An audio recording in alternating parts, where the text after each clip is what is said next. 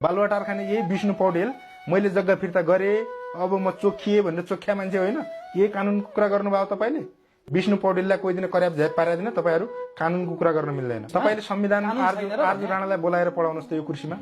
बन्दुकको नालबाट जनताका विरुद्धमा सत्ताले गरेका हरकतहरु संसारमा कुन देशमा टिका छ सम्भव छ त्यो कुरो शक्तिको केन्द्र जनता हो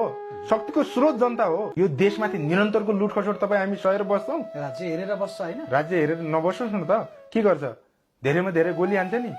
केही मान्छेहरु त मर्न पर्छ विद्रोहमा समस्याको समाधान हो विद्रोह समस्याको समाधान हो जनताका विरुद्धमा जब जब चाहिँ राज्यबाट चाहिँ गलत हरकतहरु हुन्छन् नि तब तब जनताले विद्रोह बोल्छ त्यो विद्रोह सफल हुन्छ तपाईहरु मान्नुहुन्छ तपाईहरुले गरिरहेको काम चाहिँ अलि अराजक छ